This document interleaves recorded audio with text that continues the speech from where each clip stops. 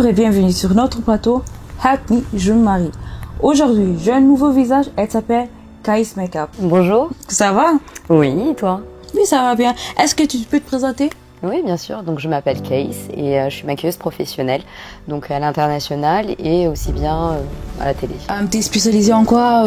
Alors, je fais beaucoup de mariées, des mariées indiennes, donc une très forte communauté, tout ce qui est Sri Lanka, Inde, Bangladesh, Pakistan, mais aussi à la télé. Je fais aussi beaucoup de films, des courts-métrages, donc tout ce qui est effets spéciaux, prothèses.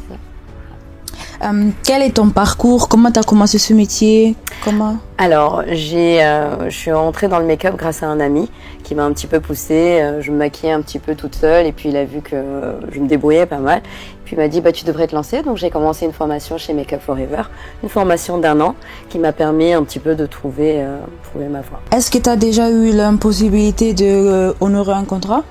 Alors non, pas du tout, parce que j'ai tendance à travailler en équipe.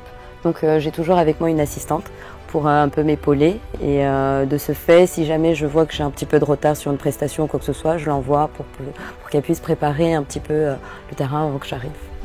Et en général, quand tu arrives sur place, es-tu un peu stressée ou bien tu es plutôt cool? Non, relax? Je suis plutôt cool et puis c'est un métier qu'on le fait parce qu'on l'aime, donc forcément on est content de rencontrer sa cliente. Et toi, t'es cool. Maintenant, t'arrives là-bas et la mariée, elle est pas du tout cool. Elle est stressée, elle est nerveuse, elle stresse tout le monde. Tu fais comment? Tu gères comment? Ça m'est déjà arrivé et puis dans ces cas-là, on s'adapte à la cliente. C'est-à-dire quand on voit qu'on prévoit 1 heure pour le make-up et puis que la personne elle est tellement stressée qu'il faut que toutes les choses que ça aille vite. Et on va nous aussi se mettre en condition. On va pas le faire tout doucement ou quoi que ce soit. On va s'adapter à son état et puis on va y aller aussi. Puis il faut la rassurer aussi d'un côté. Donc non. Ça se passe plutôt bien. T'arrives, elle est stressée. Parce qu'elle est si stressée, elle commence à transpirer. Le make-up, ça colle pas, ça passe pas. Tu fais comment? Justement, c'est un travail.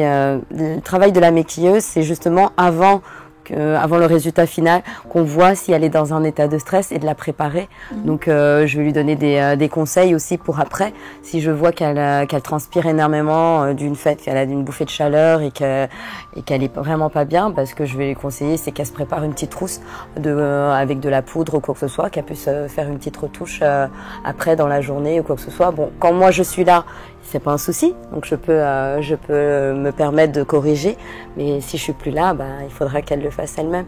Donc c'est des conseils, que ça soit rouge à lèvres, se rajouter du rouge à lèvres ou au niveau du teint se repoudrer, et puis surtout beaucoup la rassurer. Et si maintenant tu as fini le make-up, tout est bien, elle dit non, j'aime pas. Tu fais quoi? Alors, c'est rarement arrivé, sachant que la personne, dans son forfait, quand je propose en fait un make-up de mariée, elle a l'essai qui est inclus dedans. Donc l'essai veut dire que 2 à 4 semaines avant le jour J, elle vient me voir et là on essaye en fonction de ce qu'elle aime, de ce qu'elle aime pas. Donc on voit déjà dans un premier temps toutes les couleurs qu'elle voudrait avoir, que ce soit au niveau de ses yeux, au niveau de la bouche. Et par rapport à ça, il n'y a pas forcément de surprise le jour J.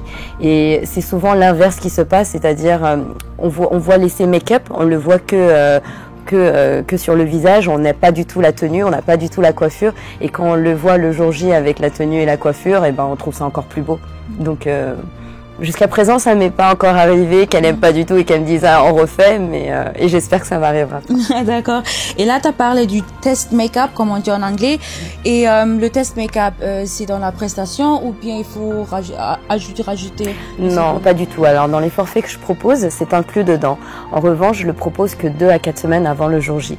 Pourquoi? Pour que qu'il y ait pas trop, que ça soit pas trop tôt et que les gens changent d'avis.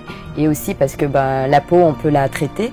Donc imaginons qu'on a une peau, une sécheresse, on a des boutons, quoi que ce soit. J'ai des clientes qui me réservent 1 an en avance. Donc vous imaginez si je fais un essai 1 an avant le jour J, je vais pas me rappeler de ce qu'elle veut au niveau des couleurs ou sa peau. Elle a peut-être évolué aussi. Donc c'est pour ça que les essais se font de 2 à 4 semaines avant le jour J. Et ça, c'est inclus dans le package. En revanche, si j'ai des clientes, avant la réservation, elles voudraient faire des essais ou quoi que ce soit, elles peuvent librement me payer en plus et faire les essais Mais en revanche, je garde toujours ce rendez-vous au préalable avant le jour J, parce que pour moi, il est très important de pouvoir rencontrer la cliente quelques semaines avant. Dans le make-up de mariée, est-ce que tu as ressenti une évolution de tendance? Oui, bien sûr. Alors, il y a toujours une évolution. Quand je vois avant, les femmes se maquillent énormément parce elles avaient l'impression qu'elles payaient une prestation, et du fait qu'elles payaient une prestation, elles ont besoin d'avoir beaucoup de maquillage sur elles, beaucoup de couleurs. Et là, on est plutôt dans le naturel. Donc, c'est une tendance qui va plus dans quelque chose de raffiné, quelque chose de plus classe.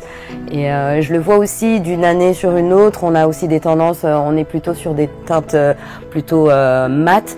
Et là, on est plutôt sur quelque chose d'un peu plus glowy, quelque chose d'un peu plus voilà, naturel. Et toi, personnellement, t'aimes quoi? T'aimes faire vraiment le make-up, ou bien rester naturel? C'est quoi vraiment ta spécialité? Ma spécialité, j'ai pas vraiment de spécialité. Je m'adapte en fait à la demande de la clientèle. Donc, si j'ai une personne en face de moi qui veut un maquillage très chargé, je sais le faire et je lui donne ce qu'elle veut. Et à l'opposé, si par exemple j'ai une cliente qui veut un maquillage plutôt léger, nude, je vais m'adapter à sa demande et je vais pouvoir lui faire quelque chose de léger. Mais je pense que le plus important, c'est le choix de la cliente. Est-ce que le type de make-up, ça varie en fonction de communauté ou... Oui, bien sûr. Sur une peau, on va dire, les Françaises, les Occidentaux vont plutôt partir sur des choses très légères. L'eyeliner, elles ne connaissent pas forcément, donc ça reste des ombres, des fards à paupières plutôt légers. En revanche, chez les Indiennes, on a vraiment le trait d'eyeliner qui est présent tout le temps, tout le temps. Donc, oui. Au moment du prestation, il y en a des caméramans, il y a beaucoup de gens dans la même pièce. Est-ce que ça te dérange pas, ça te fait pas, ça t'empêche pas de travailler bien ou bien? Alors moi, j'ai une formation au cinéma. Du coup, on est sur des plateaux télé, on est sur des plateaux de tournage. Donc j'ai l'habitude de travailler avec une équipe derrière moi, derrière la caméra. Et au contraire, je trouve que ça peut aider. Donc faut pas, dès lors que votre espace de travail est respecté, tout se passe bien. Et puis au contraire, c'est un travail d'équipe parce que ce qu'on fait, le maquillage, ce qu'on fait, quand on a le photographe et le caméraman qui est présent, on peut voir le résultat, et corriger s'il y a quelque chose qui va pas. Et quel est le problème qui arrive souvent? Quel type de problème? En général, par rapport à la mariée, par rapport au make-up, ou bien par rapport à toi-même?